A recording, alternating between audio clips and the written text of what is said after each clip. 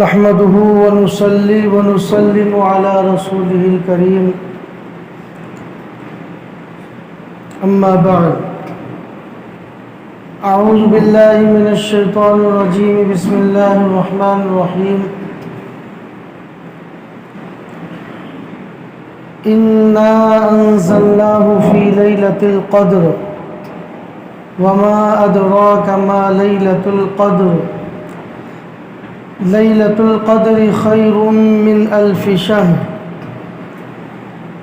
تنزل الملائكة والروح فيها بإذن ربهم من كل أمر سلام هي حتى مطلع الفجر صدق الله العظيم اللهم صل على محمد وعلى آل محمد كما صليت على إبراهيم وعلى آل إبراهيم إنك حميد مجيد اللهم بارك على محمد وعلى آل محمد كما باركت على إبراهيم وعلى آل إبراهيم إنك حميد مجيد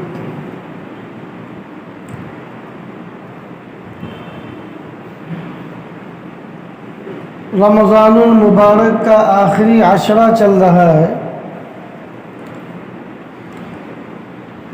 نبی کریم صلی اللہ علیہ وسلم کی ایک طویل حدیث مبارک ہے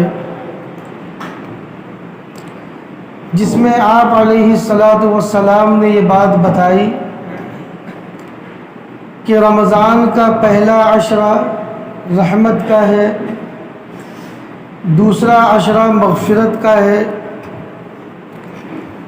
اور تیسرا عشرہ عتق من النار جہنم سے نجات حاصل کرنے کا عشرہ ہے۔ آپ یہ سمجھ لیں کہ یہ جو رمضان کا آخری عشرہ چل رہا ہے، یہ آخری عشرہ پورے ماہ مبارک کا عطر ہے، نچوڑ ہے اور خلاصہ ہے۔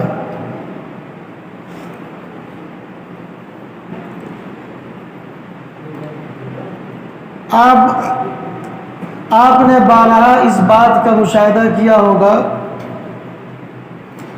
کہ جب کوئی بہترین چیز، جب کوئی اچھی نعمت ہمارے ہاتھ سے نکل جاتی ہے تب ہمیں اس کے جانے کا زیادہ احساس ہوتا ہے۔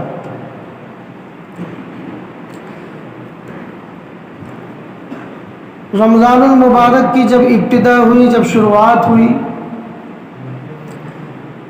تو بڑی امنگیں تھیں، بڑے جذبات تھے، بڑی تمنائیں تھیں اور بہت حوصلے بلند تھے۔ بھائی گزشتہ سالوں میں ہم نے اپنے رمضان کو یوں ہی ضائع کر دیا اور اس بار اللہ رب العزت نے ہمیں رمضان المبارک کا جو قیمتی موقع عنایت فرمایا ہے، ہم اس کی قدر کریں گے اور اس ماہ مبارک میں عبادت کریں گے، گناہوں سے پرہیز کریں گے۔ یہ جذبات تھے، یہ تمنائیں تھیں، یہ حوصلے تھے۔ لیکن ظاہر سی بات ہے کہ جس طرح سے ہمیں اللہ رب العزت کی عبادت کرنی چاہیے تھی وہ عبادتیں ہم سے نہیں ہو سکی۔ جس طرح سے ہمیں گناہوں سے اجتناب کرنا چاہیے تھا اس طرح سے ہم گناہوں سے اپنے آپ کو روک نہیں پائے، بچا نہیں پائے۔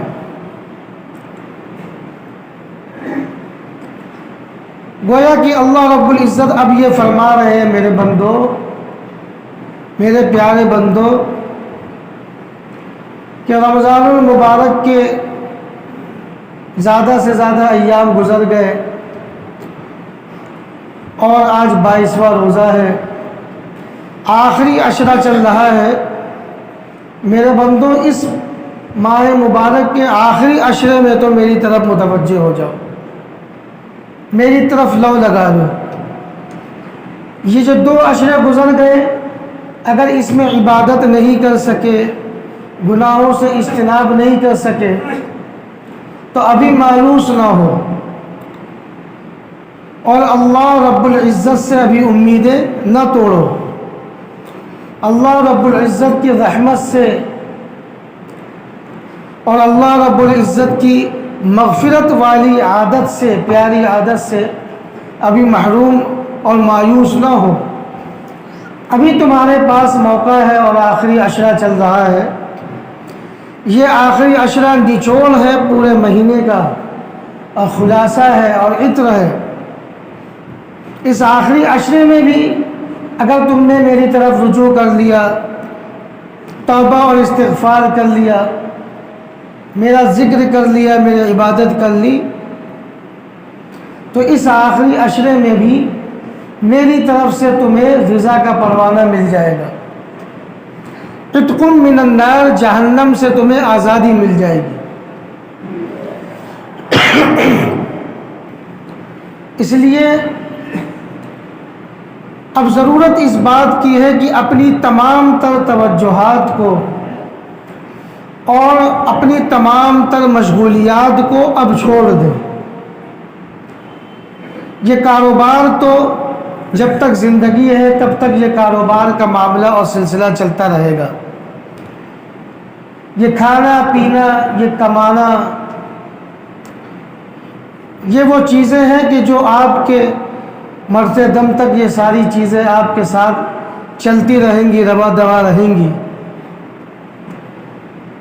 نہ معلوم کہ آپ اگلے سال یہ ماہ مبارک ہمیں میسر ہو کہ نہ ہو۔ کیا بھروسہ موت کا کہ زندگی اور موت کے بیچ صرف ایک سانس کا رابطہ ہے، وہ سانس بند ہوئی تو آدمی زندگی سے موت کی طرف کوچ کر جاتا ہے۔ اور اللہ رب العزت نے ہمیں یہ ماہ مبارک اس لیے دیا ہے کہ ہم اپنی بخشش کرا سکیں۔ آپ یہ سمجھ لیں کہ یہ اللہ کا پیار ہے، یہ اللہ کی محبت ہے، یہ اللہ کا کرم ہے، یہ اللہ کی عنایت ہے کہ یہ موقع ہمیں میسر ہو گیا، اور پھر رمضان کا آخری عشرہ بھی اللہ کا فضل ہے میسر ہو رہا ہے۔ اور اس آخری عشرے میں اللہ رب العزت نے شب قدر جیسی عظیم شب اور عظیم رات رکھی ہے۔ قرآن پاک میں اللہ رب العزت نے ایک سورت نازل فرمائی اس شب قدر کے تعلق سے، اس کا نام ہی لیلۃ القدر ہے، سورۃ القدر۔ انا انزلناہ فی لیلۃ القدر۔ اللہ رب العزت فرما رہے ہیں کہ ہم نے اس قرآن کو لیلۃ القدر میں اتارا۔ سب سے پہلے تو ہم یہ سمجھیں کہ شب قدر یا لیلۃ القدر کسے کہتے ہیں۔ دیکھیے 15 شعبان والی جو رات ہے، جو ابھی شعبان کا مہینہ گزرا ہے، وہ جو قیمتی رات گزری ہے 15 شعبان والی، اس رات کو کہتے ہیں شب برات۔ اور یہ جو رمضان کے اخیر عشرے والی جو قیمتی رات ہے، اسے کہتے ہیں شب قدر۔ عام طور پر لوگ 15 شعبان والی رات کو بھی شب قدر کہہ دیتے ہیں، یا رمضان کے اخیر عشرے والی قیمتی رات کو شب برات کہہ دیتے ہیں۔ تو بیان اگر کوئی نام بدل دیتا ہے تو کوئی اس پر گناہ نہیں ہے، لیکن اتنی معلومات ہونی چاہیے کہ وہ رات لیلۃ البرات ہے، شب برات ہے، 15 شعبان والی رات۔ اور یہ جو رمضان کے اخیر عشرے والی رات ہے، یہ ہے لیلۃ القدر، شب قدر۔ اور قرآن و حدیث کی روشنی میں آپ یہ بات اچھی طرح سے سمجھ لیں کہ وہ جو 15 شعبان والی رات گزری ہے، وہ بھی افضلیت والی رات ہے، فضیلت والی رات ہے، لیکن یہ جو شب قدر آخری عشرے میں موجود ہے، یہ شب قدر اس شب برات سے کہیں زیادہ افضل ہے۔ قرآن و حدیث کی روشنی میں یہ بات آپ اچھی طرح سے سمجھ لیں کہ وہ رات بھی فضیلت والی ہے، اور یہ جو اخیر عشرے والی رات ہے شب قدر، یہ بھی فضیلت والی رات ہے، لیکن یہ جو اخیر عشرے والی قیمتی رات ہے شب قدر ہے، یہ شب برات سے کہیں زیادہ افضل ہے۔ لیکن 15 شعبان والی جو رات ہے شب برات، اس میں تو ہم خوب اہتمام کرتے ہیں اور کرنا بھی چاہیے، احادیث مبارکہ سے اس کی فضیلت ثابت ہے۔ لیکن یہ جو رات ہے اخیر عشرے والی جسے شب قدر کہتے ہیں، جو شب برات سے کہیں زیادہ افضل ہے، اس رات کا اہتمام ہم سے زیادہ نہیں ہو پاتا۔ آپ دیکھیں کہ اس رات میں کتنی لوگ شب بیداری کرتے ہیں، تہجد کی نمازیں پڑھتے ہیں، نوافل پڑھتے ہیں، صلاۃ التسبیح پڑھتے ہیں، قرآن کی تلاوت کرتے ہیں،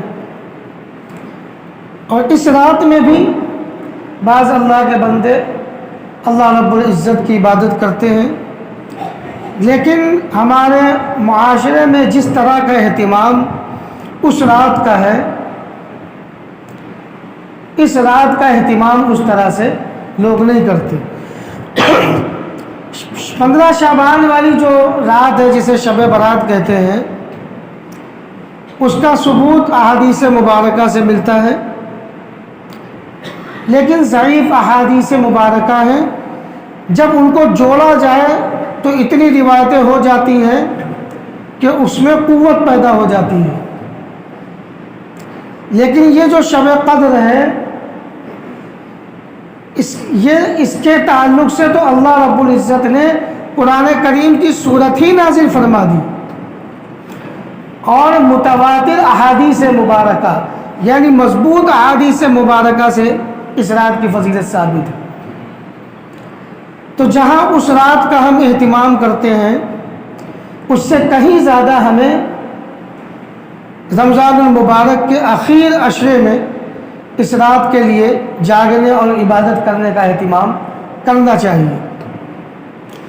اور نبی کریم صلی اللہ علیہ وسلم نے جو اعتکاف فرمایا ہے اور امت کو جو اعتکاف کی تعلیم دی ہے،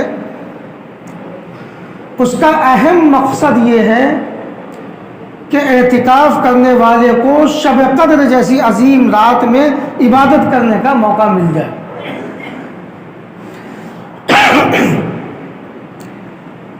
شب قدر، قدر کے معنی ہیں عظمت، قدر و منزلت، عزت۔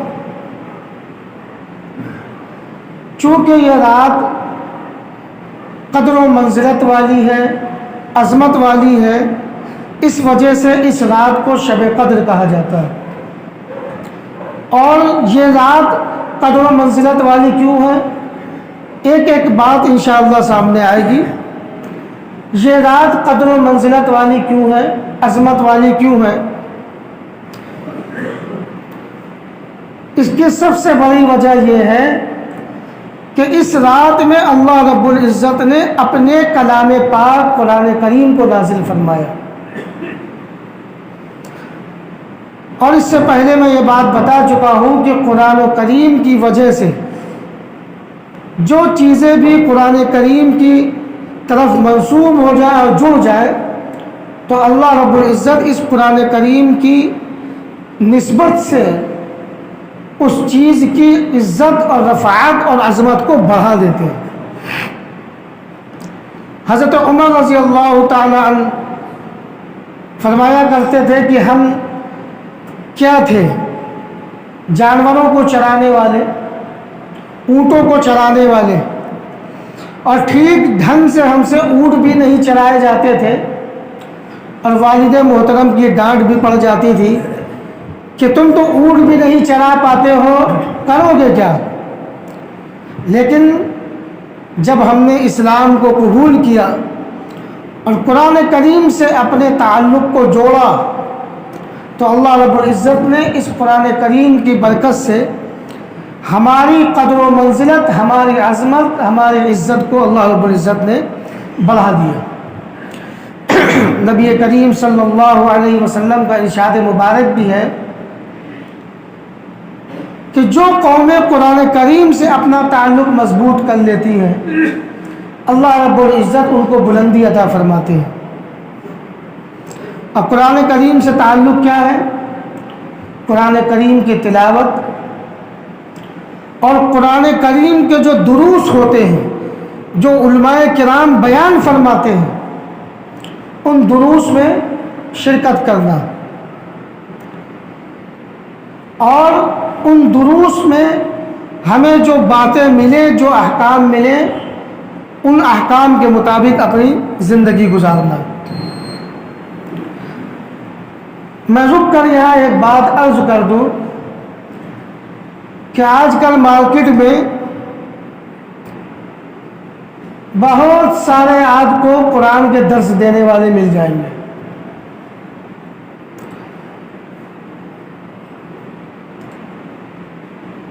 ایسے بھی قرآن کریم کے درس دینے والے مل جائیں گے کہ جن سے اگر آپ کہہ دیں کہ بھائی الف سے لے کر یا تک کے سنا دیجئے تو یقیناً اس میں بھی وہ دو چار جگہ اٹک جائیں گے۔ ایسے بھی قرآن کریم کے درس دینے والے مل جائیں گے کہ اگر آپ ان سے کہہ دیں کہ بھائی قرآن کریم کی یہ چھوٹی سی صورت آپ سنا دیں تو اگر کوئی بہترین حافظ قرآن وہاں بیٹھا ہوگا تو دو چار پانچ غلطیاں نکال دے گا چھوٹی سی بھی صورت میں، سورۃ الفیل اور سورۃ قریش جیسی صورتوں میں۔ نہ قرآن پڑھنا آتا ہے اور نہ قرآنی شکل ہے، نہ چہرے پر داڑھی، نہ چہرے پر نور، نہ اسلامی تعلیمات سے واقف، بس بیٹھ گئے قرآن کا درس دینے۔ اور اس سے بھی زیادہ افسوس کی بات یہ ہے کہ ہمارے نوجوان ایسے ہی لوگوں کی طرف زیادہ متوجہ ہوتے ہیں کہ جن کو کچھ آتا جاتا نہیں ہے اور دو چار تھوڑی سی اچھی باتیں ہمارے بزرگوں سے لے کر بتاتے ہیں اور ہمارے نوجوان فدا ہو جاتے ہیں۔ اب ڈاکٹر ہیں تو صاحب قرآن کا درس دے رہے ہیں۔ بھائی آپ ڈاکٹر ہیں تو اللہ نے آپ کو ڈاکٹری لائن میں مہارت دی ہے، آپ اس کی خدمات انجام دیجئے۔ پروفیسر ہیں وہ بھی قرآن کا درس دے رہے ہیں۔ اب صاحب انجینئر ہیں، ارے آپ کا کام ہے مکان دیکھنا کہ یہاں کتنی سیمنٹ لگنی ہے، کتنی اینٹیں لگنی ہے، آپ کا کام ہے روڈ دیکھنا کہ یہاں کتنی چیزیں لگنی ہے، کیا لگنا ہے، آپ یہ کام کریں۔ قرآن کا درس یہ ماہر علماء کرام کا کام ہے۔ بھائی اللہ کا کلام ہے، اللہ کی کتاب ہے، کوئی اہل و گوروں کی کتاب تھوڑی نہ ہے کہ آپ جب چاہے اٹھایا قرآن اور درس دینا شروع کر دیا۔ بہت سے مارکیٹ میں آپ کو ایسے درس دینے والے مل جائیں گے۔ بھائی ڈاکٹر صاحب ہیں، ہم عالم ہیں، اگر ہم کلینک کھول کے بیٹھ جائیں تو کوئی ہمارے پاس دوائی لینے نہیں آئے گا، کیونکہ سب جانتے ہیں کہ یہ مفتی صاحب ہے، عالم صاحب ہے، تو ان کی جو لائن ہے وہ ہے قرآن کی تعلیم، قرآن کے احکام بیان کرنا، بچوں کو پڑھانا، سبھی جانتے ہیں۔ لیکن اگر ڈاکٹر صاحب مسجد میں بیٹھ کر درس شروع کر دیں تو لوگ سننا چالو کر دیں گے، یار بہت پڑھے لکھے آدمی ہیں یہ، چلو ان کی بات سننی چاہیے۔ جو آدمی جس لائن کا ہو وہ اس لائن میں محنت کرے، سیدھی سیدھی بات ہے۔ اب کوئی انجینئر ہو، آپ اس سے ڈاکٹری والا کام کرائیں تو 200-400 لوگوں کو لے ڈوبے گا، اور کوئی ڈاکٹر ہو آپ اس سے پل بنوائیں تو ہزاروں کی تعداد میں لوگ ہلاک ہو جائیں گے۔ جس کا جو کام ہے وہ اس کو زیبہ دیتا ہے۔ قرآن کریم کا درس دینے کے لیے یہ علماء کرام ہیں۔ علماء کرام سے آپ قرآن کریم کا دروس سنیں، معتبر علماء کرام سے، اور اس پر عمل کریں۔ تو یہ ہے قرآن کریم کے تعلق سے بات، یہ بیچ میں بات آ گئی۔ تو چونکہ اس رات میں اللہ رب العزت نے قرآن کریم کو نازل فرمایا، اس وجہ سے اس رات کی قدر و منزلت بڑھ گئی۔ یا یہ وجہ ہے کہ اس رات میں اللہ کے جو بندے اللہ کی عبادت کرتے ہیں، اللہ رب العزت ان بندوں کی قدر و منزلت کو، عزت کو اور عظمت کو عبادت کرنے کی وجہ سے اور اللہ کا ذکر کرنے کی وجہ سے اور قرآن کی تلاوت کرنے کی وجہ سے اللہ رب العزت ان کی قدر و منزلت کو، عزت کو اور عظمت کو بڑھا دیتے ہیں۔ تو قدر کے ایک معنی ہوئے قدر و منزلت، عظمت، عزت۔ قدر کے دوسرے معنی ہیں تقدیر،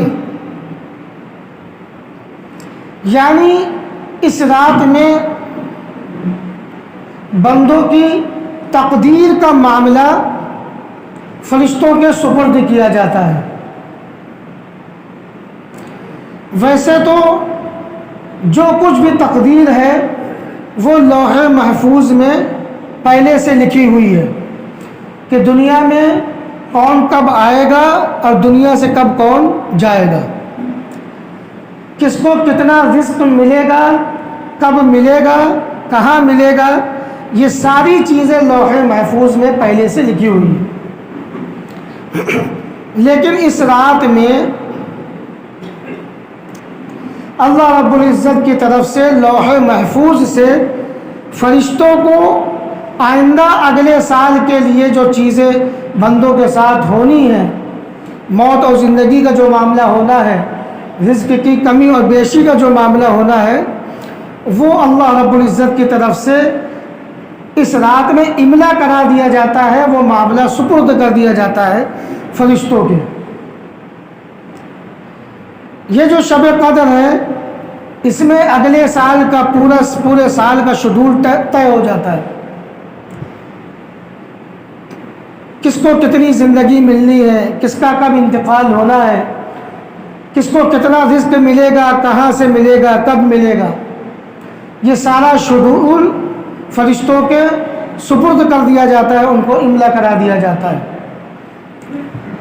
اور جس طرح سے سپرد کیا جاتا ہے ویسے ہی معاملہ ہوتا ہے۔ ایک سیکنڈ کے لیے بھی، ایک لمحے کے لیے بھی نہ معاملہ آگے ہوتا ہے نہ پیچھے۔ تو قدر کے معنی تقدیر کے آتے ہیں، یہ دوسرے معنی۔ تو شب قدر کو شب قدر اس لیے کہا جاتا ہے کہ لوح محفوظ میں بندوں کی جو تقدیر لکھی ہوئی ہے وہ تقدیر اس سال سے اگلے سال کا پورا شیڈول فرشتوں کو املا کرا دیا جاتا ہے اور ان کے سپرد کر دیا جاتا ہے۔ قدر کے تیسرے معنی آتے ہیں تنگی کے۔ تنگی کہتے نہیں جگہ کا تنگ ہو جانا، جگہ کا چھوٹے پڑ جانا۔ اس رات میں ان گنت فرشتوں کا نزول ہوتا ہے، ایسی نورانیت والی رات ہوتی ہے، ایسی برکتوں والی رات ہوتی ہے۔ کیوں؟ ایک تو قرآن کریم کا نزول، پھر رمضان المبارک کی رات، اور پھر فرشتوں کا نزول۔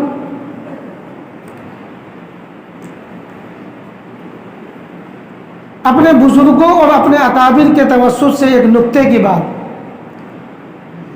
کہ اگر آپ تھوڑی دیر کے لیے کسی کی صحبت اختیار کریں تو جس کی آپ نے صحبت اختیار کی ہے اس کا رنگ آپ کے اوپر چڑھے گا، اور آپ اس کا اندازہ لگا لیجئے گا کہ اگر آپ کے دوست احباب مالدار ہیں، کاروباری ہیں، تو آپ کے اندر بھی وہی کاروباری کا رنگ چڑھے گا، آپ بھی کاروبار کے ہمیشہ فکر میں رہیں گے، اور مالداری کا بھوت چڑھے گا کہ بس مالدار بننا ہے، نہ حلال کی فکر نہ حرام کی فکر، بس مالدار بننا ہے۔ اور اگر آپ اللہ والوں کی صحبت اختیار کریں تو یقین مانیے کہ جتنی دیر آپ اللہ والوں اور بزرگوں کی صحبت میں رہیں گے بس آپ کو اللہ کی فکر آئے گی، اللہ کے بارے میں آپ سوچیں گے کہ کاش کہ میں بھی نیک بن جاؤں، میں بھی یہ تسبیح پڑھ لوں، میں بھی نوافل پڑھ لوں، میں بھی قرآن کی تلاوت کر لوں۔ صحبت کا رنگ چڑھتا ہے، صحبت کا اثر چڑھتا ہے۔ اب دیکھیے اس رات میں فرشتوں کا نزول ہوتا ہے، اور اتنے زیادہ فرشتے نازل ہوتے ہیں کہ یہ زمین تنگ ہو جاتی ہے فرشتوں کی وجہ سے، اور ہماری صحبت کس کے ساتھ جڑ جاتی ہے؟ فرشتوں کے ساتھ جڑ جاتی ہے۔ اور فرشتے کیا ہیں؟ لا یعصون اللہ ما امرہم، کبھی بھی اللہ کی نافرمانی نہیں کرتے۔ ویفعلون ما یؤمرون، اللہ کی طرف سے جو بھی حکم ملتا ہے اسے پوری طرح سے بجا لاتے ہیں، انجام دیتے ہیں۔ تو اس رات میں ہمیں فرشتوں کی صحبت اختیار ہوتی ہے۔ یہی وجہ ہے کہ آپ دیکھیں گے کہ بہت سے بندے جو غفلت میں اپنی راتوں کو گزار رہے ہوتے ہیں وہ بھی شب قدر میں آ کر تھوڑا سا حصہ عبادت کا تھوڑا سا حصہ لینے چلے آتے ہیں، قرآن کریم کی تلاوت کا تھوڑا سا حصہ لینے چلے آتے ہیں، اللہ کے ذکر کا تھوڑا سا حصہ لینے چلے آتے ہیں۔ یہ فرشتوں کی صحبت کا نتیجہ ہوتا ہے۔ تو میں نے تیسرے معنی بتایا کہ قدر کے معنی تنگی، اور شب قدر کو تنگ والی رات اس لیے کہا جاتا ہے کیونکہ اس رات میں انگنت فرشتوں کا نزول ہوتا ہے، جس کی وجہ سے یہ زمین کیا ہو جاتی ہے؟ تنگ ہو جاتی ہے۔ تو یہ تو ہو گئے شب قدر یا لیلۃ القدر کے معنی۔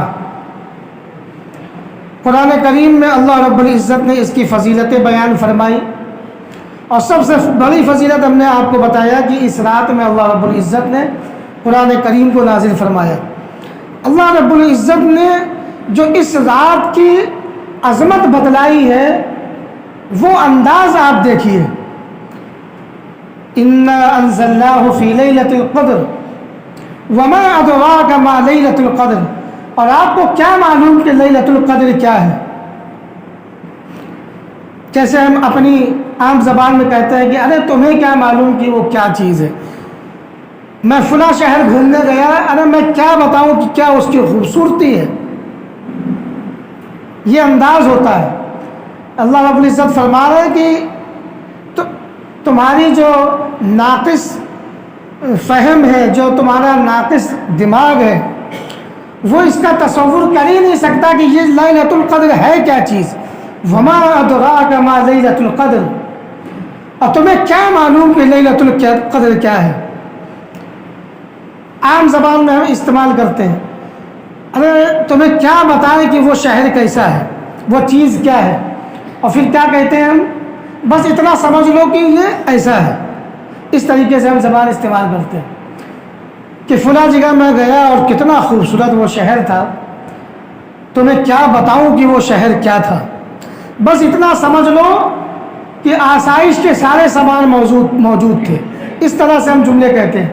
اب اللہ رب العزت ہماری زبان میں بات سمجھا رہے ہیں، وما ادراک ما لیلۃ القدر، تمہیں کیا معلوم کہ لیلۃ القدر کیا ہے، اور تم سمجھ بھی نہیں سکتے، بس اتنا سمجھ لو لیلۃ القدر خیر من الف شہر، بس اتنا سمجھ لو کہ وہ 1000 مہینوں سے بھی زیادہ بہتر ہے، وہ 1000 مہینوں سے بھی زیادہ بہتر ہے۔ اس صورت میں لیلۃ القدر خیر، یہ جو خیر کا لفظ آیا ہے اس کا مطلب 19-20 کا معاملہ نہیں ہے۔ خیر کا مطلب ہوتا ہے کہ بہت زیادہ تفاوت و فرق ہو، مطلب یہ ہے کہ 1000 مہینوں کے برابر نہیں، 1000 مہینوں سے بھی کہیں زیادہ بہتر ہے۔ اس رات میں جاگنا اور اللہ کی عبادت کرنا. اب اگر آپ صرف 1000 مہینوں کو جوڑیں تو وہ 83 سال اور 4 مہینے بنتے ہیں. اب دیکھیے ایک آفر بالکل عام زبان میں سمجھانے کی بات کوشش کرتا ہوں. اگر ہمیں پتہ چل جائے, ہم سے کوئی کہہ دے کہ آپ 50,000 روپے جمع کر دیجئے اور اگلے سال آپ کے یہ 50,000 دگنے ہو جائیں گے, تو بتائیے کون پیچھے ہٹے گا؟ کوئی پیچھے نہیں ہٹے گا. اگر جس کے پاس نہیں بھی ہوں گے وہ بھی قرضہ لا کر 50,000 روپے دے گا, بھائی اگلے سال دگنے ہو جائیں گے. فائدے کی چیز ہے نا. آفر آتا ہے مثال کے طور پر, تھوڑا سا مزہ بھی لے, پتہ چل جائے کہ آج رات یا کل صبح پٹرول کے دام 2 روپے بڑھ جائیں گے. اس 2 روپے کو بچانے کے لیے لوگ رات میں لائن لگا کر 4-4 5-5 لیٹر بھروا لیتے ہیں کہ بھائی 2 روپے بچ رہے ہیں. کیوں؟ فائدے کی چیز ہے. آفر ملتا ہے, مارکیٹ آپ گئے, آپ کو ضرورت نہیں ہے, آپ نے دیکھا کہ لکھا ایک کے ساتھ ایک فری, اور آپ کو ضرورت ہی نہیں ہے. آپ نے فوراً فون گھر گھمایا کہ بھائی وہ ایک کے ساتھ ایک فری ہے, لے لیں کیا؟ ہاں لے لیجئے, ضرورت تو نہیں لیکن لے لیجئے جب فری ہے. یہ آفر. اب دنیاوی چیزوں میں ہمارا یہ رجحان ہے, یہ معاملات ہیں. اب آئیے اللہ رب العزت کیا سمجھا رہے ہیں کہ اس رات میں جس نے عبادت کر لی تو اس کو کتنا ثواب ملے گا؟ 1000 مہینوں سے زیادہ عبادت کرنے کا ثواب ملے گا. مانا جائے گا کہ اس نے 83 سال 4 مہینے عبادت کر لی, جو اس رات میں تھوڑی دیر کے لیے جاگ گیا اور اس نے عبادت کر لی. تھوڑی دیر کے لیے بھی جاگ گیا اور اس نے کیا کر لیا؟ عبادت کر لی. قرآن کریم کی ایک سورت پڑھ لی, مانا جائے گا کہ 83 سال 4 مہینے تک وہ یہ سورت پڑھتا ہی رہا. ایک تسبیح جس نے سبحان اللہ کی پڑھ لی, مانا جائے گا کہ 83 سال 4 مہینے تک وہ یہ تسبیح پڑھتا ہی رہا. اس رات میں کسی نے 10-20 روپے کسی کو صدقہ کر دیا, مانا جائے گا کہ 83 سال 4 مہینے تک صدقہ کرتا رہا. دنیا والوں کا آفر آپ دیکھیے, وہ جو آفر دیتے ہیں کیا ہمارا فائدے کے لیے؟ فائدہ انہی کا ہوتا ہے, ہمارا نقصان ہوتا ہے, کیونکہ ہمیں ضرورت بھی نہیں ہوتی اور ہم خرید لیتے ہیں. اور اللہ رب العزت یہ جو آفر دے رہے ہیں, کیا اللہ رب العزت کا اس میں فائدہ ہے؟ نہیں. اگر پوری دنیا والے مل کر جن و انس ہر وقت اللہ رب العزت کی عبادت کرے اور 1 سیکنڈ بھی غفلت نہ ہو, تب بھی اللہ رب العزت کی ذات کو کوئی فائدہ ہماری عبادتیں پہنچا نہیں سکتی. وہ تو پہلے سے کامل اور مکمل ہے. اور ساری دنیا والے تمام جن و انس مل کر طے کر لے کہ بھائی ہمیں اللہ رب العزت کی نافرمانی کرنی ہے, تب بھی اللہ کی ذات میں کوئی نقصان ہونے والا نہیں ہے. وہ تو پہلے ہی سے کامل اور مکمل ہے. یہ جو فائدے کی چیزیں یہ ہمارے لیے. اب بڑا بیوقوف ہوگا, بڑا کم سمجھ ہوگا, کم عقل ہوگا جو اتنے بڑے فائدے سے نقصان اٹھا لے جائے. تو لیلۃ القدر خیر من الف شہر, کہ اس ایک رات میں عبادت کرنا 1000 مہینوں سے کہیں زیادہ افضل ہے. مانا جائے گا کہ 1000 مہینوں سے زیادہ اس نے عبادت کر لی. اب وہ زیادہ کی کیا قید ہے وہ اللہ رب العزت جانے. تنزل الملائکۃ والروح فیہا باذن ربہم من کل امر. اس رات میں فرشتوں کا نزول ہوتا ہے, اور حضرت جبریل علیہ السلام بھی فرشتوں کے ساتھ آتے ہیں اللہ کے احکام لے کر, اللہ کے حکم سے. اور کیوں آتے ہیں؟ شب قدر میں اللہ کی عبادت کرنے، یہ خصوصیت اللہ رب العزت نے ہم گناہگار بندوں کو یہ خصوصیت عطا فرمائی ہے کہ اس زمین میں شب قدر کی فضیلت کو نازل فرمایا، اور فرشتے اس رات میں زمین پر اترتے ہیں اس رات کی فضیلت کو حاصل کرنے کے لیے اور اللہ رب العزت کی عبادت کرنے کے لیے۔ جس طرح ہم یہاں بیٹھ کر عبادت کریں تو ثواب ملتا ہے، لیکن اگر بیت اللہ کعبۃ اللہ کے سامنے عبادت کریں تو اس کا ثواب کئی گنا بڑھ جاتا ہے۔ اسی طرح فرشتے، یہ اللہ رب العزت نے خصوصیت عطا فرمائی شب قدر کو اور اس زمین کو کہ اس زمین میں فرشتے اترتے ہیں شب قدر میں اللہ رب العزت کی عبادت کرنے کے لیے۔ تنزل الملائکۃ والروح فیہا بإذن ربہم من کل امر سلام ہی حتی مطلع الفجر، اور صبح صادق تک سلامتی ہی سلامتی نازل ہوتی ہے۔ کفر سے سلامتی، شرک سے سلامتی، مصیبتوں بلاؤں سے سلامتی، ہر طرح کی پریشانی، ہر طرح کی مصیبت سے سلامتی سلامتی نازل ہوتی ہے۔ یہ رات سراپا سلامتی والی رات ہے۔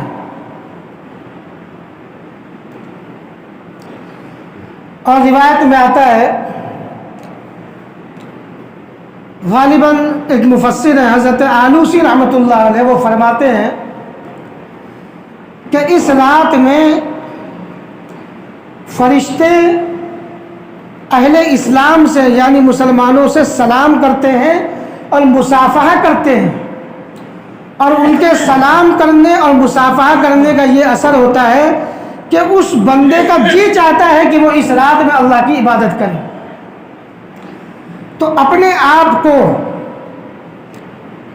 دن کے روزوں کے ذریعے سے، قرآن کریم کی تلاوت کے ذریعے سے، گناہوں سے اجتناب کے ذریعے سے رات تک اس قابل بنا لے کہ فرشتے ہم سے کیا کریں؟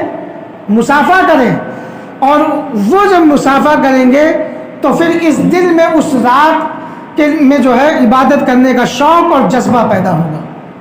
سلام ہی حتی مطلع الفجر۔ یہ جو شب قدر ہے اللہ رب العزت نے خصوصی طور پر اس امت کو عطا فرمایا، اور عبادتیں ہیں جیسے کہ نماز، روزہ، یہ ساری عبادتیں جو ہیں پہلی امتوں کو بھی حاصل ہوئی، لیکن شب قدر خاص طور پر امت محمدیہ کو اللہ رب العزت نے عطا فرمائی ہے۔ اور کیوں عطا فرمائی ہے؟ روایات مختلف ہے۔ نبی کریم صلی اللہ علیہ وسلم کو جب بتایا گیا کہ آپ کی امت سے پہلے جو امتیں گزری ہیں ان کی عمریں جو ہیں بڑی طویل ہوا کرتی تھی، پیارے آقا محمد عربی صلی اللہ علیہ وسلم کی محبت دیکھیے امت کی خاطر